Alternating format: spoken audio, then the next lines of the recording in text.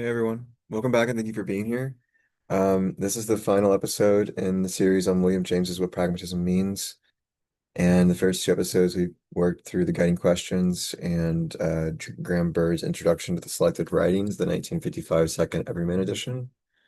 Um, and in this video, we're going to read the text itself. I'll start us off with the guiding questions once more. And this should be the last video of this series, and then we'll do Dewey in my intro class. And then we'll go into our next unit and our next class after that. And it's going to be wonderful. How exciting.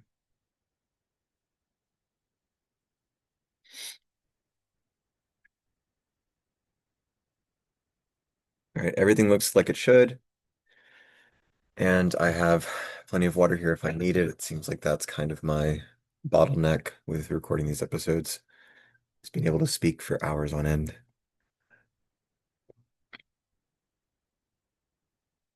All right, What Pragmatism Means by William James. James is a fun writer to read.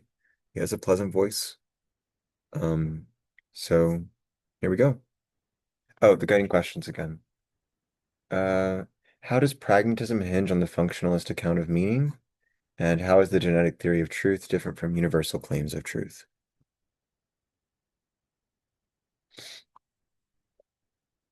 A third question, it's not on the exam, but it's helpful. How is pragmatism different from empiricism? That's kind of the last part that we talked about. Um,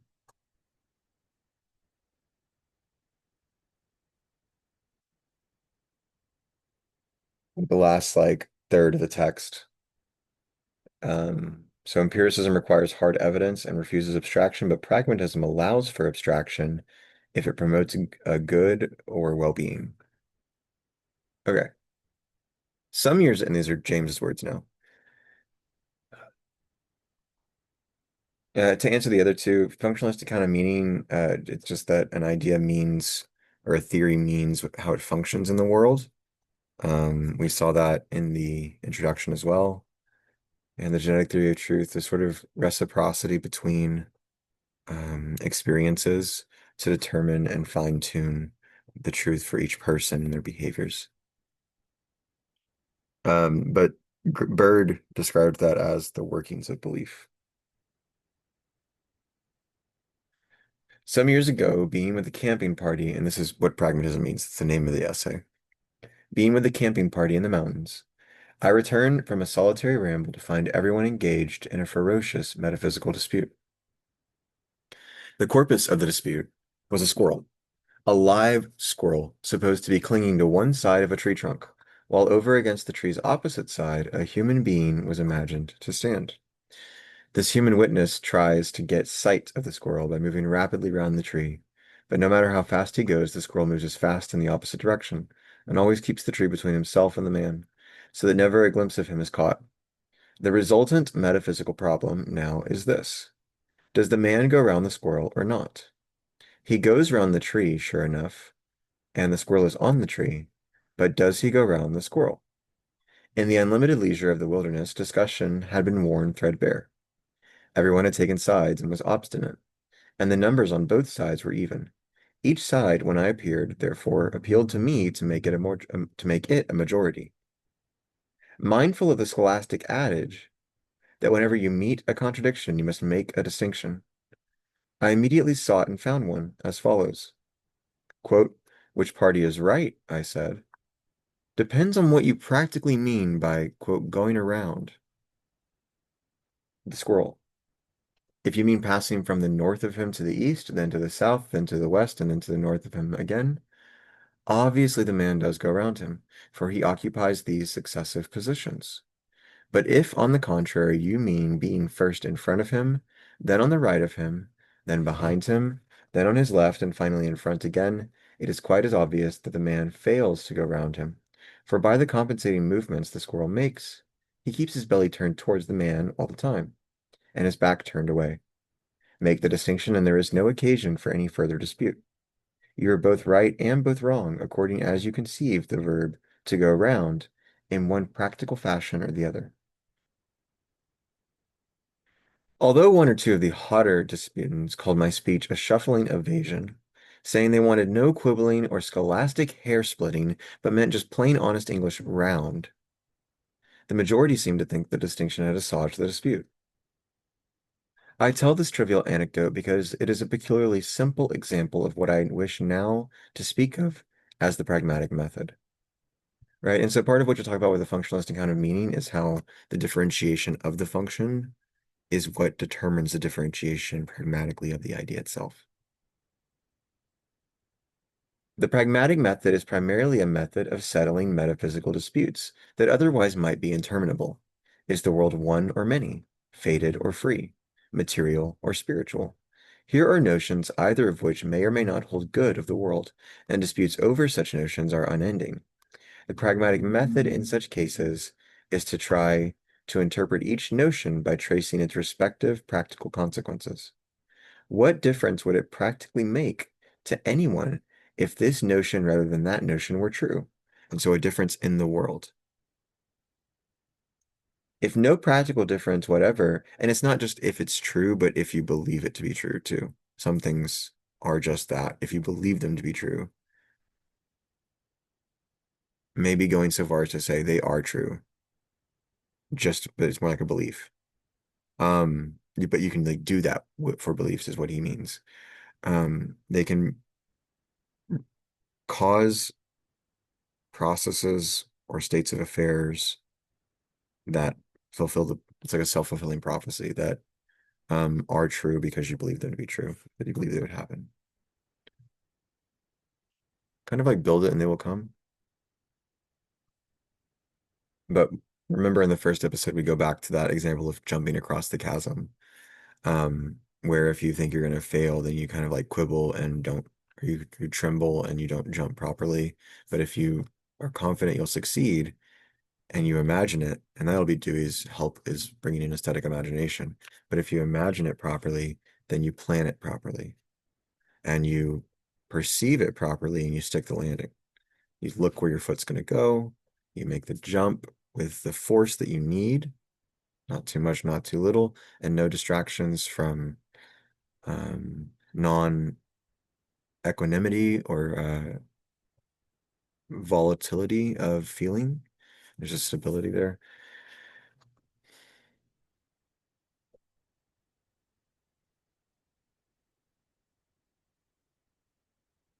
What difference would it practically make to anyone if this notion rather than that notion were true or believed to be true, or if that's the same thing? If no practical difference whatever can be traced, then the alternatives mean practically the same thing, and all dispute is idle. Whenever a dispute is serious, we ought to be able to show some practical difference that must follow from one side or the other's being right. A glance at the history of the idea will show you still better what pragmatism means. The term is derived from the same Greek word, I can't pronounce those letters, meaning action, from which our words practice and practical come. It was first introduced into philosophy by Mr. Charles Peirce in 1878 in an article entitled How to Make Our Ideas Clear in the Popular Science Monthly for January of that year.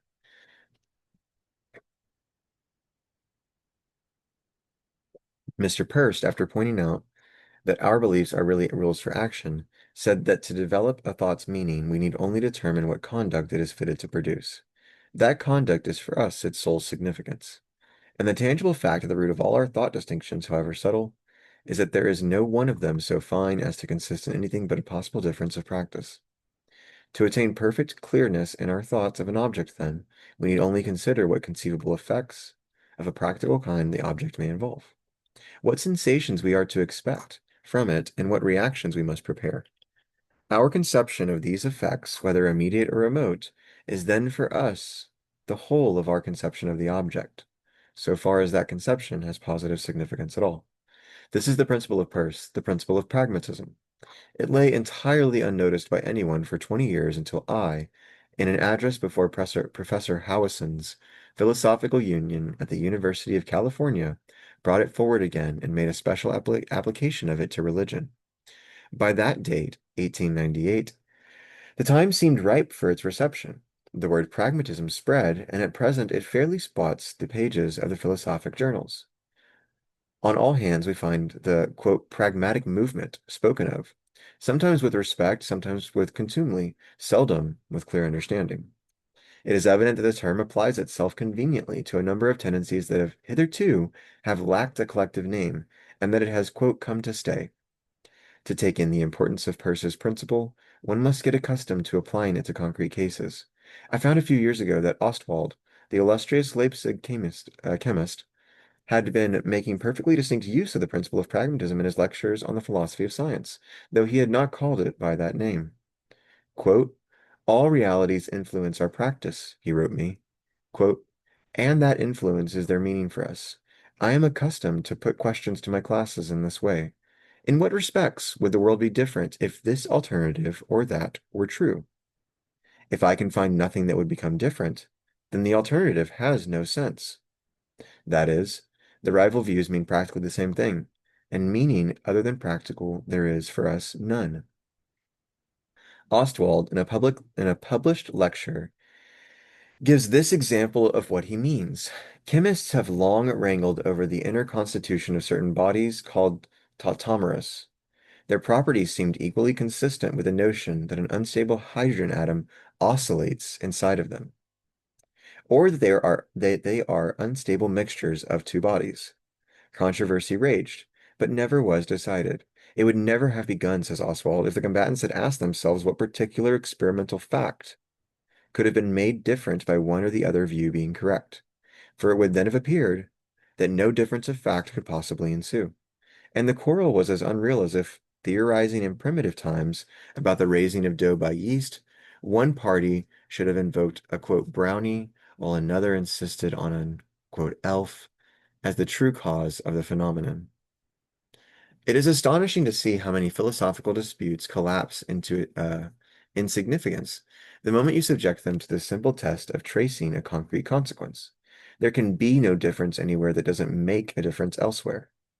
No difference in abstract truth that doesn't express itself in a difference in concrete fact and in conduct consequent upon that fact, imposed on somebody, somehow, somewhere, and somewhen. The whole function of philosophy ought to be to find out what definite difference it will make to you and me at definite instants of our life, if this world formula or that world formula be the true one. There is absolutely nothing new in the pragmatic method. Socrates was an adept at it. Aristotle used it methodically. Locke, Berkeley, and Hume made momentous contributions to truth by its means. So he asserts that Socrates was using the pragmatic method, Aristotle did as well. Um, the empiricists Locke, Berkeley, and Hume made improvements on it. I don't know who Hodgson is. Hodgson keeps insisting that realities are only what they are known as, but these forerunners of pragmatism used it in fragments. They were preluders only. Not only in our time has it generalized itself, become conscious of a universal mission, pretended to a conquering destiny. I believe in that destiny, and I hope I may end by inspiring you with my belief.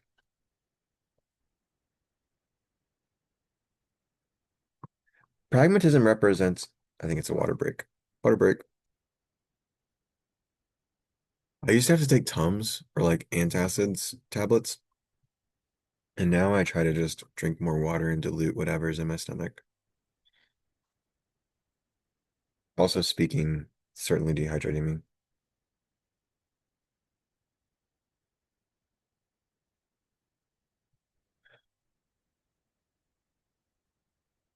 Pragmatism represents a perfectly familiar attitude in philosophy, the empiricist attitude, but it represents it, as it seems to me, both in a more radical and in a less objectionable form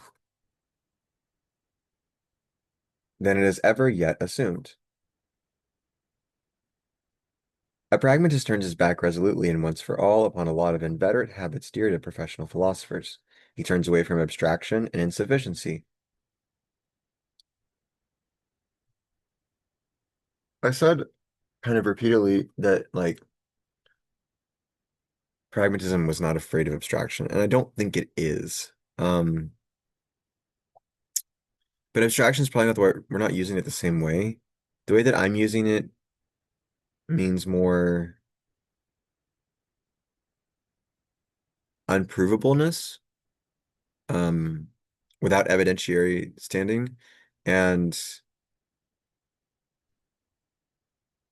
James means abstraction in a sense of like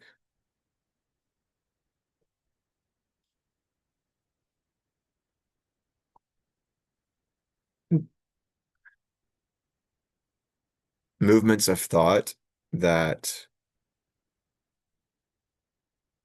reference ungrounded or multi-referential objects. So like systems of thought where you have like 20 different references and this layered references on layered references, and it kind of loses the direct contact of meaning. Okay, he turns away from away from abstraction and insufficiency, from verbal solutions, from bad a priori reasons, from fixed principles, closed systems, and pretended absolutes and origins. Since they turn away from closed systems, it would be interesting to like put William James and Jean-Luc Nancy in conversation. He turns towards concreteness and adequacy, towards facts, toward action, and towards power. That means the empiricist temper regnant and the rationalist temper sincerely given up. It means the open air and possibilities of nature as against dogma, artificiality, and the pretense of finality and truth. At the same time, it does not stand up for any special results. It is a method only, but the general triumph of that method would mean an enormous change in what I called in my last lecture the temperament of philosophy. Teachers of the ultra-rationalistic type would be frozen out, much as the courtier type is frozen out in republics, as the ultramontane type of priest is frozen out in Protestant lands. Science and metaphysics would come much nearer together, would in fact work absolutely hand in hand. Metaphysics has usually followed a very primitive kind of quest.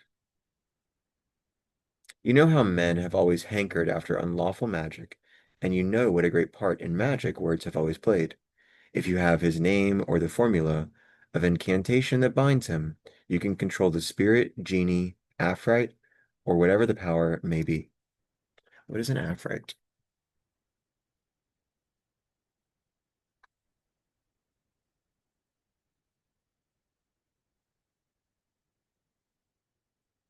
He means an Ifrit, a powerful type of demon in Islamic culture.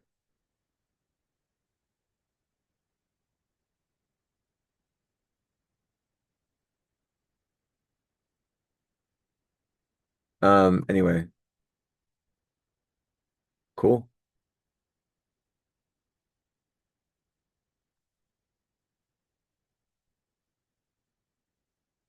Or whatever the power may be.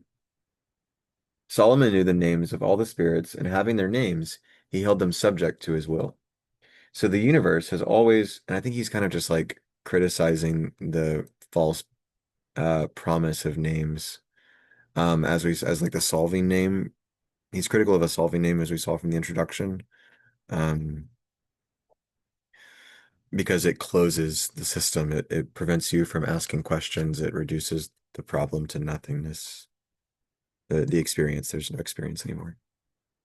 So the universe has always appeared to the natural mind as a kind of enigma, of which the key must be sought in the shape of some illuminating or power-bringing word or name. That word names the universe's principle, and to possess it is, after a fashion, to possess the universe itself. God, matter, reason, the absolute, energy are so many solving names. See, you can rest when you have them. You're at the end of your metaphysical quest. But he's being like satirical. He's putting up this position to critique it. And he's got a tone of critique as he says it. But if you follow the pragmatic method, that but, right? But if you follow the pragmatic method, you cannot look on any such word as closing your quest. You must bring out of each word its practical cash value, set it at work within the stream of your experience. It appears less as a I love this sentence. It appears less as a solution than as a program for more work. It's a tool. Truths in pragmatism, understanding in pragmatism are tools for accomplishing new goals. And more particularly, It appears less as a solution than as a program for more work, and more particularly as an indication of the ways in which existing realities may be changed, transformed for the better of mankind, humans. Theories thus become instruments, not answers to enigmas in which we can rest. We don't lie back upon them, we move forward, and on occasion make nature over again by their aid. Pragmatism unstiffens all our theories, limbers them up, and sets each one at work. Being nothing essentially new, it harmonizes with many ancient philosophic tendencies. It agrees with nominalism, for instance, in always appealing to particulars, with utilitarianism in emphasizing practical aspects, with positivism in its disdain for verbal solutions, useless questions, and metaphysical abstractions. All these, you see, are anti-intellectualist tendencies. So, if I'm not mistaken, he's saying pragmatist takes up anti-intellectualist tendencies, because the intellectualist is a sort of elitist. Against rationalism as a pretension and a method, pragmatism is fully armed and militant. But at the outset, at least, it stands for no particular results. It has no dogmas and no doctrines save its method. As the young Italian pragmatist Papini has well said, it lies in the midst of our theories like a corridor in a hotel. Innumerable chambers open up out of it. In one, you may find a man writing an atheistic volume. In the next, someone on his knees praying for faith and strength. In a third, a chemist investigating a body's properties. In a fourth, a system of idealistic metaphysics is being excogitated. I mean, that means derived or developed or built or articulated. I think it's more built, though.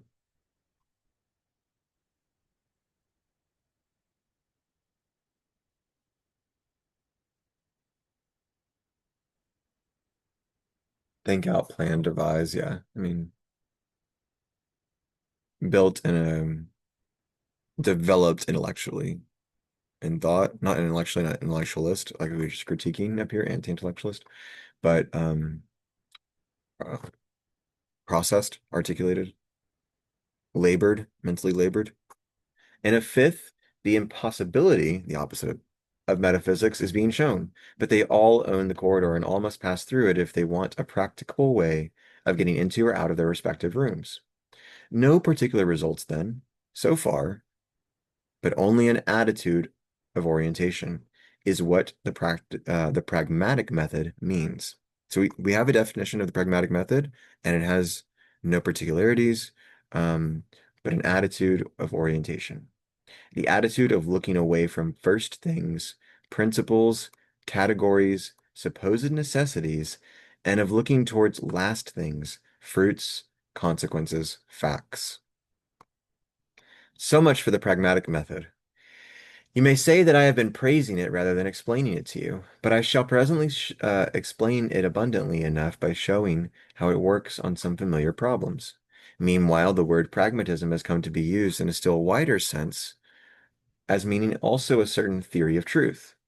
I mean to give a whole lecture to the statement of that theory after first paving the way, so I can be very brief now. But brevity is hard to follow, so I ask for your redoubled attention for a quarter of an hour. If much remains obscure, I hope to make it clearer in the later lectures. So there's no way we're getting through the rest of this in a quarter of an hour. I don't know what this man is on. Like what is he on about?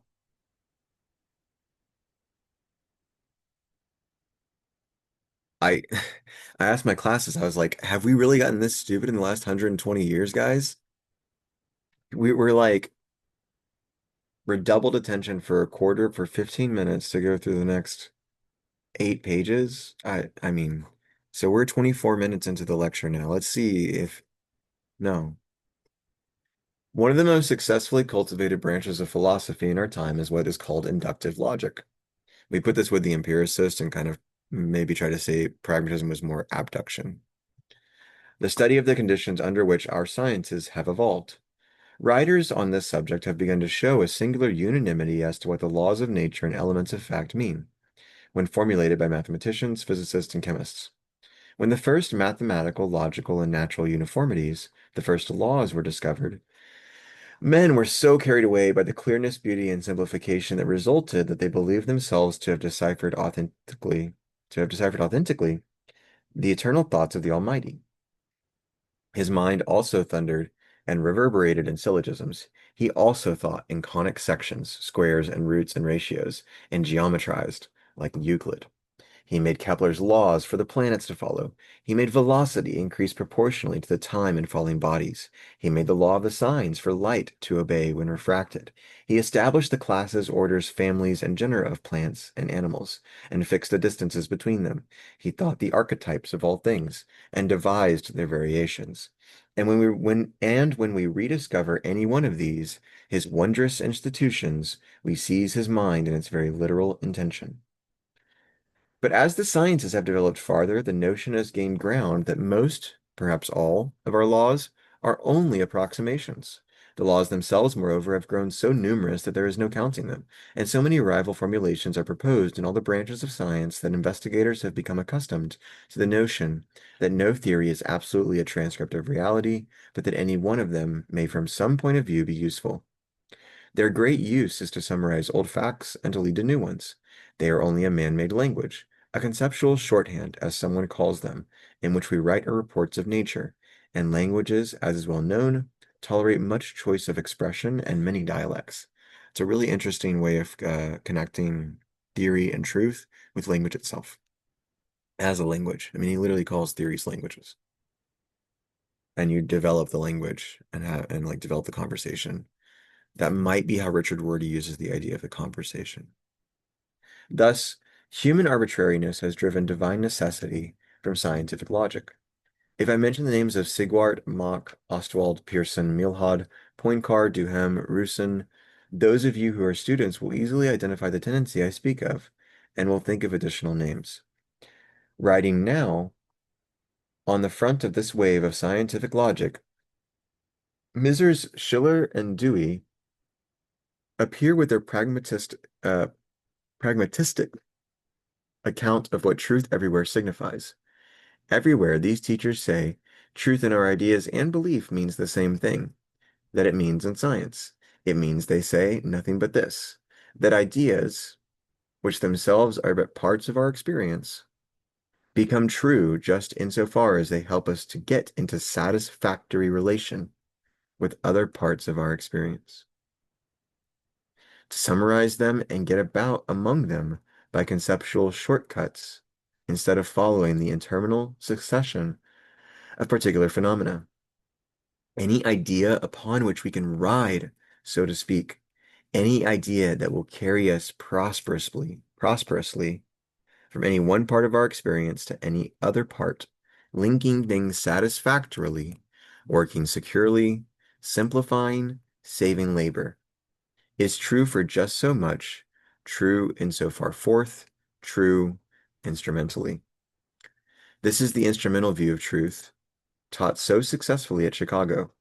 The view that truth in our ideas means their power to work, promulgated so brilliantly at Oxford.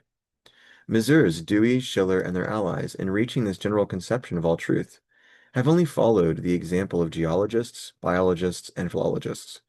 He's mentioned Dewey a few times. If it's not clear, it's the same Dewey. They're contemporaries, but Dewey lives longer, born later. So I consider him a successor in um, many regards.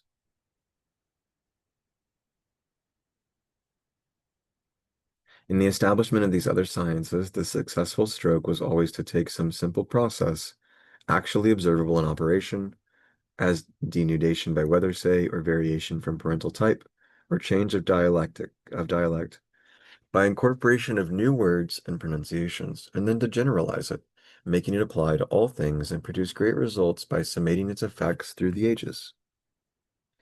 The observable process which Schiller and Dewey particularly singled out for generalization is the familiar one by which any individual settles into new opinions. So this is where we talk about the genetic theory of truth. The process here is always the same. The individual has a stock of old opinions already, but he meets a new experience that puts them to a strain. Somebody contradicts them, or in a reflective moment he discovers that they contradict each other, or he hears of facts with which they are incompatible, or desires arise in him which they cease to satisfy. The result is an inward trouble to which his mind till then had been a stranger, and from which he seeks to escape by modifying his previous mass of opinions. He saves as much of it as he can, for in this matter of belief we are all extreme conservatives.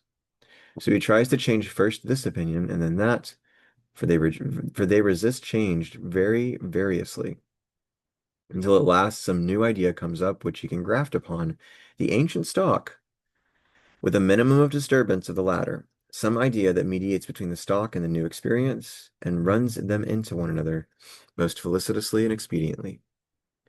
This new idea is then adopted as the true one. It preserves the older stocks of truths with a minimum of modification, stretching them just enough to make them admit the novelty, but conceiving that in ways as familiar as the case leaves possible. An outre explanation, violating all our preconceptions, would never pass for a true account of a novelty. We should scratch around, we should scratch round industriously till we found something less eccentric. The most violent revolutions in an individual's beliefs leave most of his old order standing. Time and space, cause and effect, nature and history, and one's own biography remain untouched. New truth is always a go-between, a smoother over of transitions. It marries old opinion to new fact, so as never to show a minimum of jolt, a maximum of continuity. So as ever to show a minimum of jolt, as well as a maximum of continuity. We hold a theory true just in proportion to its success in solving this problem of maxima and minima. I think it'd be interesting to think about like the theory of truth in relation to a theory of perception or attention. So what if this reciprocity of like the workings of belief, if things are making sense or not, is how perception and attention function as well? We hold a theory true just in proportion to its success in solving this problem of maxima and minima. I say that because whenever there's like a discontinuity, we notice the break in the perception. But success in solving this problem is eminently a matter of approximation. We say this theory solves it on the whole more satisfactorily than that theory, but that means more satisfactorily to ourselves, and individuals will emphasize their points of satisfaction differently. To a certain degree, therefore, everything here is plastic. The point I now urge you to observe particularly is the part played by the older truths. Failure to take account of it is the source of much of the unjust criticism leveled against pragmatism. Their influence is absolutely controlling. Loyalty to them is the first principle. In most cases, it is the only principle. For by far the most usual way of handling phenomena so novel that they would make for a serious rearrangement of our preconceptions is to ignore them altogether or to abuse those who bear witness for them. You doubtless wish examples of this process of truth growth, and the only trouble is their superabundance. The simplest case with new truth is, of course, the mere numerical addition of new kinds of facts, or of new single facts of old kinds to our experience, an addition that involves no alteration in the old beliefs. Day follows day, and its contents are simply added. The new contents themselves are not true, they simply come and are. Truth is what we say about them, and when we say that they have come, truth is satisfied by the plain additive formula. But often the day's contents oblige a rearrangement. If I should now utter piercing shrieks and act like a maniac on this platform, it would make many of you revise your ideas as to the probable worth of my philosophy. Radium came the other day as part of the day's content, and seemed for a moment to contradict our ideas of the whole order of nature, that order having come to be identified with what is called the conservation of energy. So they discovered the element of radium, literally, back in their day. The mere sight of radium paying heat away indefinitely out of its own pocket seemed to violate that conservation. What to think? If the radiations from it were nothing but an escape of unsuspected potential energy pre-existent inside of the atoms, the principle of conservation would be saved. The discovery of helium as the radiation's outcome opened a way to this belief. So Ramsey's view is generally held to be true because although it extends our old ideas of energy, it causes a minimum of alteration in their nature. I need not multiply instances. A new opinion counts as true just in proportion as it gratifies the individual's desire to assimilate the novel in his experience to his beliefs and stock. Um, yeah, Foucault talks about how a true statement has to be within the true. It doesn't really matter if it's true or not to be accepted in a discipline. It has to be, or to be allowed to be spoken or to be utterable. It has to be within the true conversation already happening for it to make sense and be intelligible, or even to be received by others as such, regardless of whether it's intelligible to the person who is uttering it. So that's the difference between like the truth and with being within the truth. And that's not from James, but it's a cross-reference in Foucault if you're interested. And that's from Foucault's Discourse on Language, which is in the appendix to the Archaeology of Knowledge.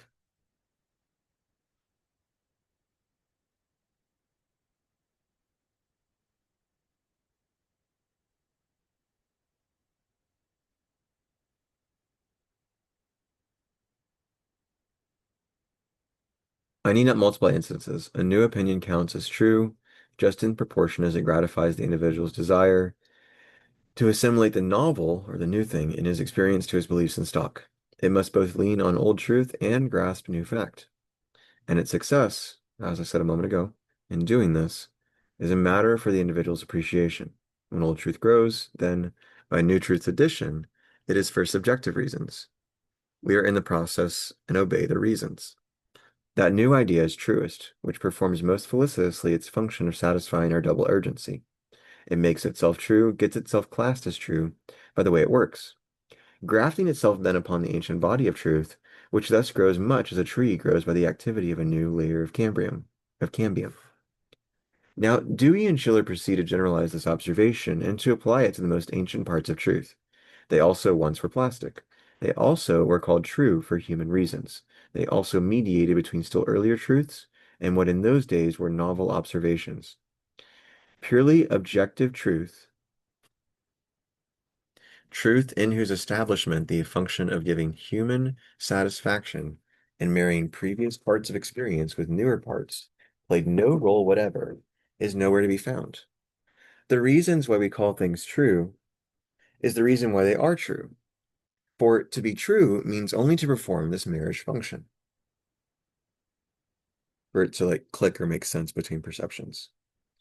The trail of the human serpent is thus over everything.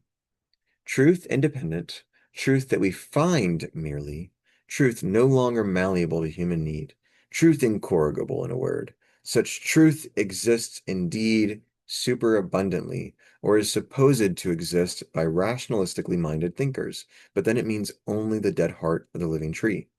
And its being there means only that truth also has its own paleontology and its prescription, and may grow stiff with years of veteran service and petrified in men's regard by sheer antiquity.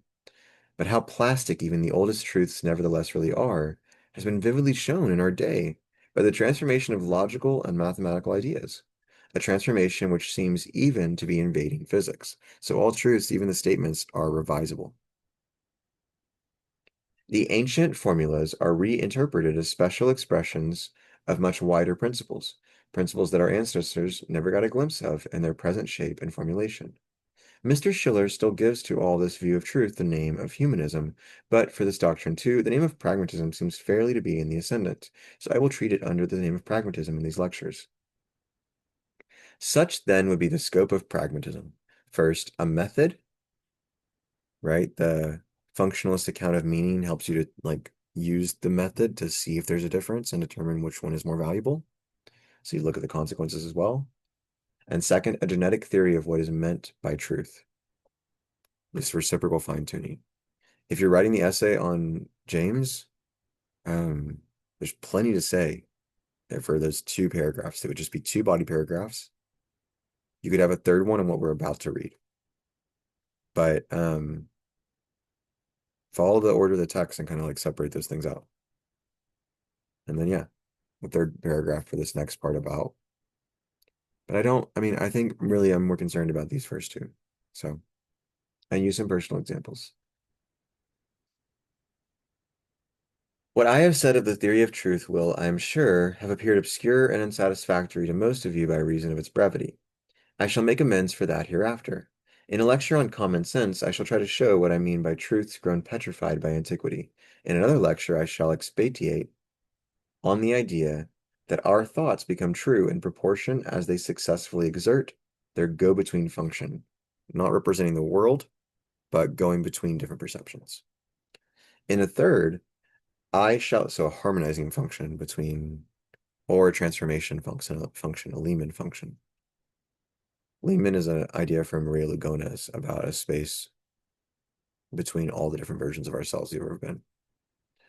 In a third, I shall show, and so you can access the versions and find alterities for movement. In a third, I shall show how hard it is to discriminate subjective from objective factors in truth's development. You may not follow me wholly in these lectures, and if you do, you may not wholly agree with me, but you will, I know, regard me at least as serious and treat my effort with respectful consideration. It's been the 15 minutes he suggested, and we are halfway where he wanted us to get. I don't know. Um, Pretty good. You will probably be surprised to learn then that Messrs. Schiller's and Dewey's theories have suffered a hailstorm of contempt and ridicule. All rationalism has risen against them. In influential quarters, Mr. Schiller, in particular, has been treated like an impudent schoolboy who deserves a spanking. I should not mention this, but for the fact that it throws so much sidelight upon that rationalistic temper to which I have opposed the temper of pragmatism. Pragmatism is uncomfortable away from facts. Rationalism is comfortable only in the presence of abstractions. This pragmatist talk about truths in the plural, about their utility and satisfactoriness, about the success with which they work, etc., suggests to the typical intellectual mind a sort of coarse, lame, second-rate makeshift article of truth. Such truths are not real truth. Such tests are merely subjective. As against this, objective truth must be something non-utilitarian, haughty, refined, remote, august, exalted. It must be an absolute correspondence of our thoughts with an equally absolute reality. It must be what we ought to think, unconditionally. He's criticizing this and advocating for the subjective work of truth, workings of pluralistic truths. The conditioned ways in which we do think are so much irrelevance and matter for psychology. Down with psychology, up with logic, and all this question. See,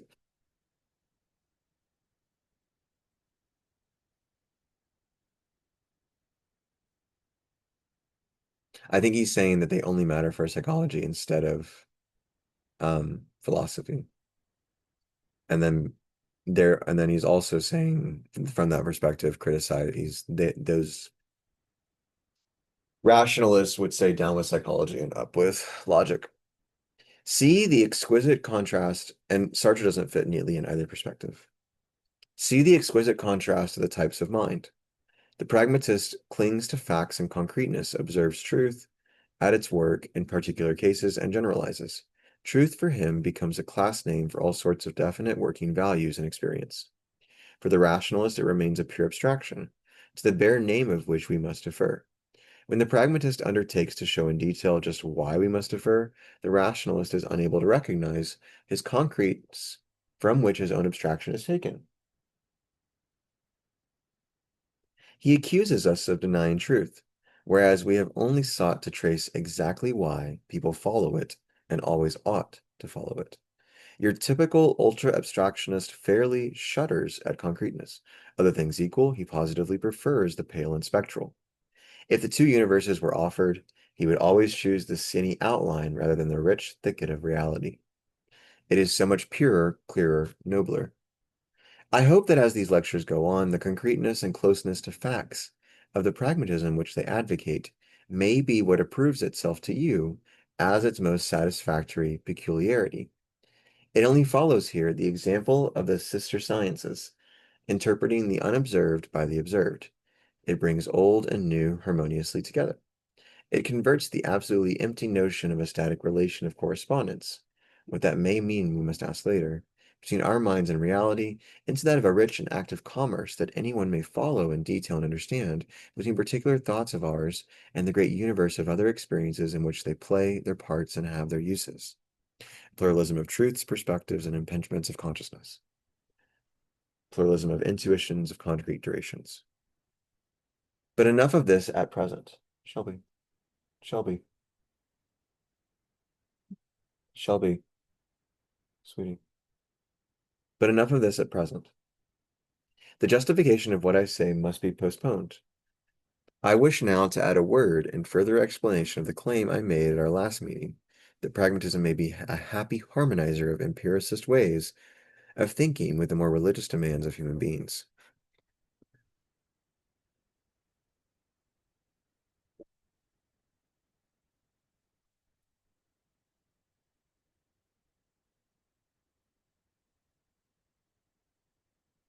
And then there's a section break here. It's the first section break in the entire essay, and it comes two-thirds in, I guess. Dewey has quite a few section breaks. James might have more, but this is the first and only one in this essay. And it's also kind of like the third division. I think I forgot about it when I said the third division. The second division in the start of the third section. The second dividing moment that starts the third section. I said it was further up, but you could also consider it to be here. Anyway, men who are strongly of the fact-loving temperament, you may remember me to have said, are liable to be kept at a distance by the small sympathy with facts, which that philosophy from the present day fashion of idealism offers them. It is far too intellectualistic. Old-fashioned theism was bad enough, with its notion of God as an exalted monarch, made up of a lot of unintelligible or preposterous attributes.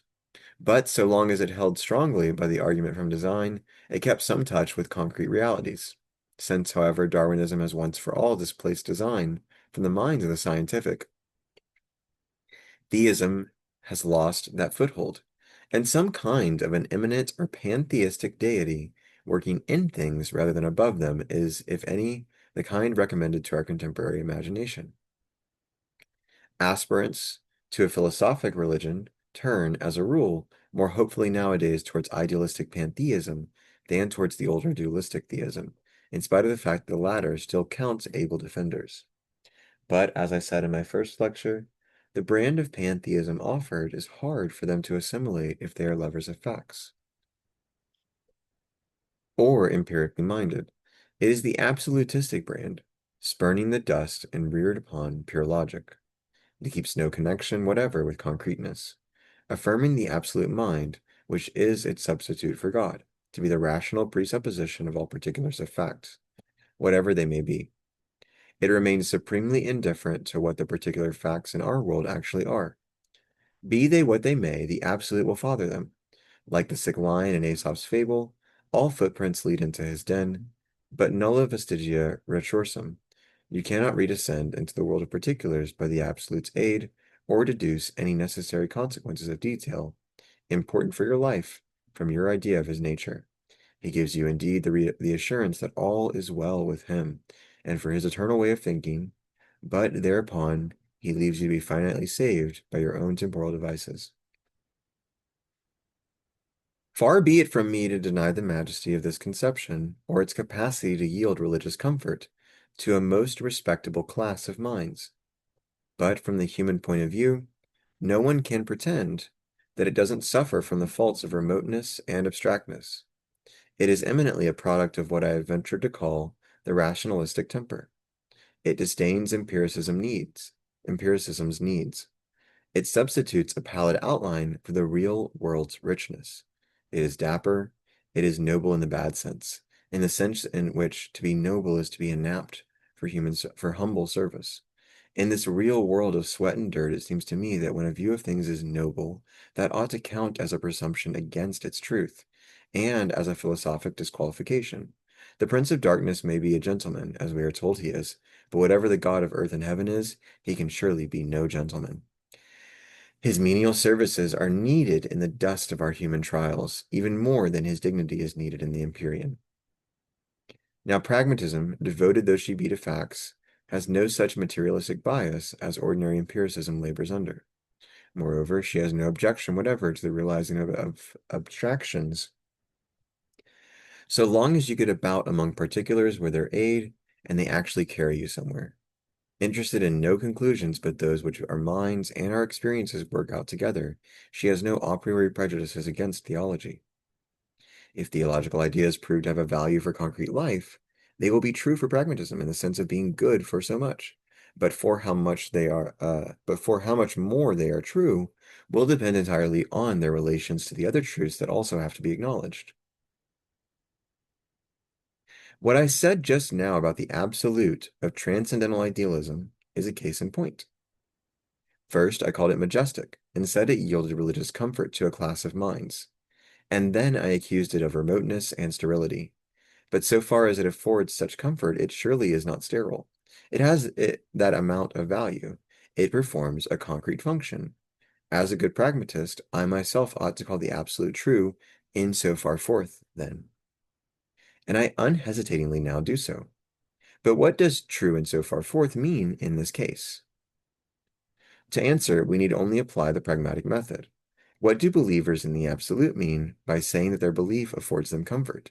They mean that since in the absolute, finite evil is overruled already, we may therefore, whenever we wish, treat the temporal as if it were potentially the eternal.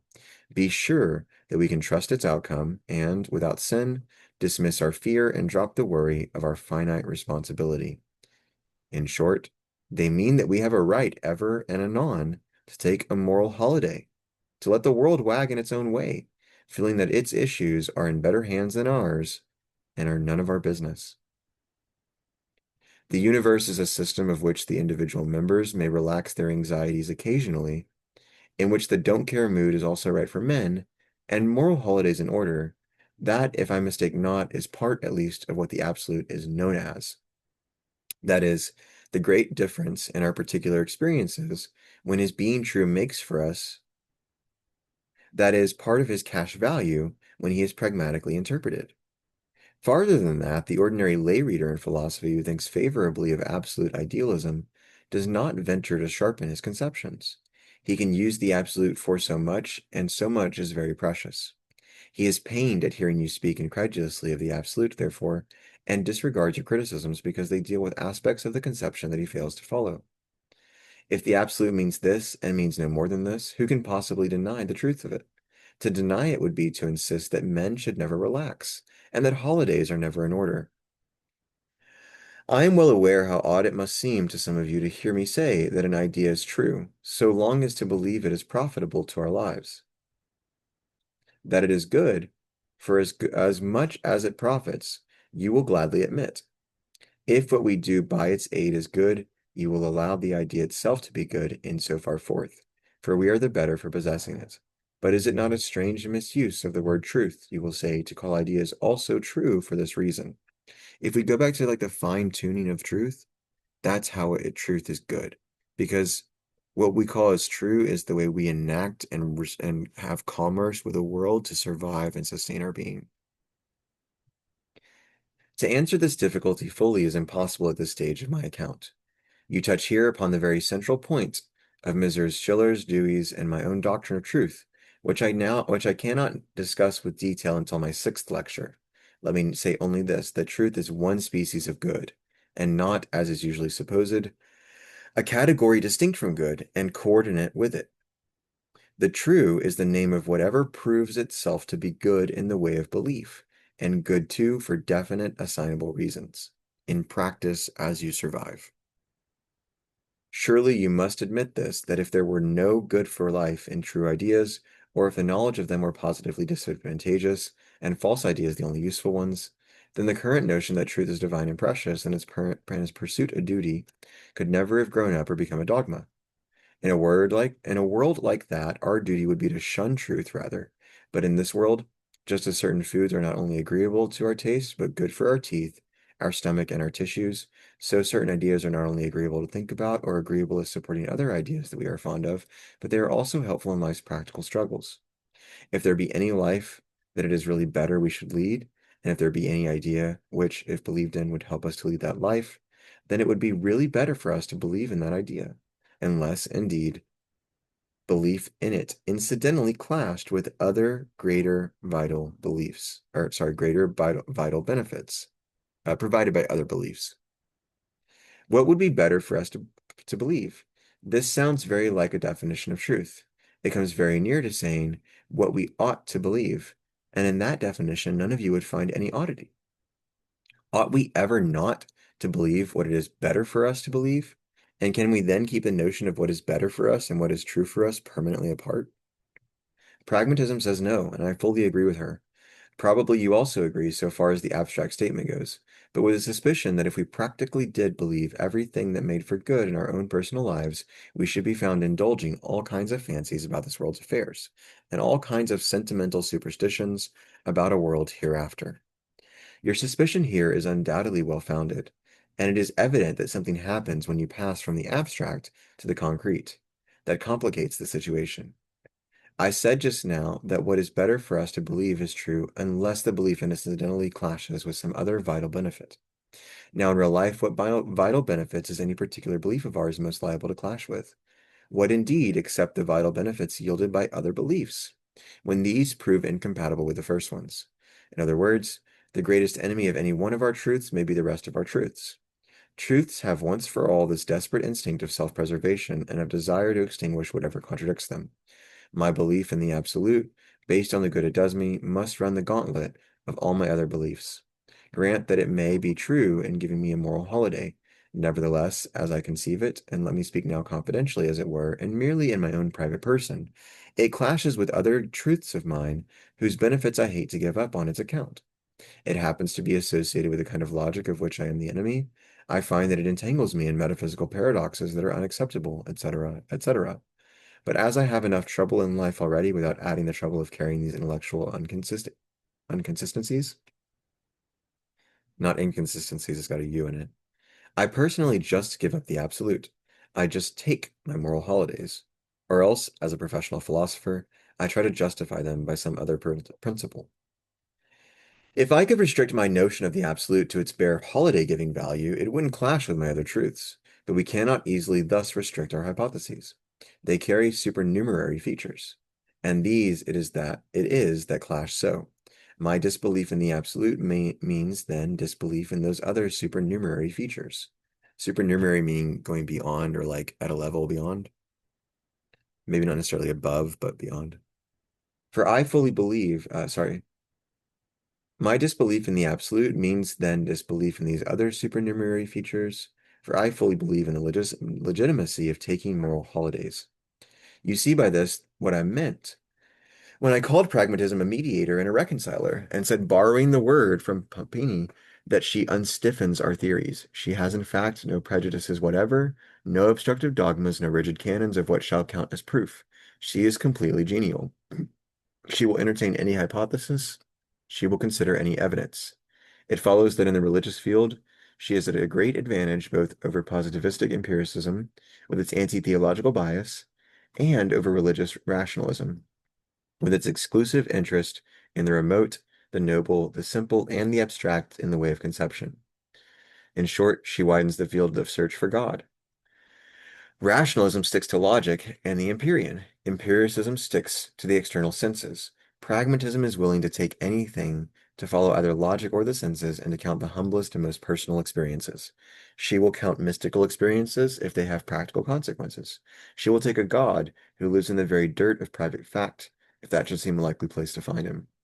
Her only test of probable truth is what works best in the way of leading us, what fits every part of life best and combines with the collectivity of experiences demands, nothing being omitted. If theological ideas should do this, if the notion of God in particular should prove to do it, how could pragmatism possibly deny God's existence? She could see no meaning in treating as not true a notion that was pragmatically so successful. What other kind of truth could there be for her than all this agreement with concrete reality? I love that sentence, so I'm going to say it again. Talking about God, what other kind of truth could there be for her, for pragmatism, than all this agreement with concrete reality, which is God? In my last lecture, I shall return again to the relations of pragmatism with religion, but you see already how democratic she is. Her manners are as various and flexible, her resources as rich and endless, and her conclusions as friendly as those of Mother Nature. All right, guys, that's the end of our series. That's the end of this episode. It's also the end of our series on William James's What Pragmatism Means. Probably going to do some episodes on the sentiments of rationality at some point in the future. So, check back if you're interested in that. I think it might be in this number system. I don't think it'll be a new system, but we'll see. And yeah, thanks for being here. Lectures are at hilljnet/HTA or YouTube. Um, Holy Terrain Art on Apple and Spotify. Spotify's ads fund the military industrial complex and support Israel, so screw that. But Apple is proprietary on one platform, and Amazon is not good at all. YouTube Music might be a good solution, but nobody has that. My website is the best one. It's the most vegan, the most ethical, hilj.net/HTA. It's self-coded. Um, and we'll do Dewey next. We'll start the next series on Dewey. So thanks for being here. See you guys soon. Take care. I hope you enjoyed it. It's very flexible. I mean, I'm not like as like fired up as I was last year. It's really cool. I love pragmatism, but I'm just used to it because it's cool. Bye. Be safe. Be kind.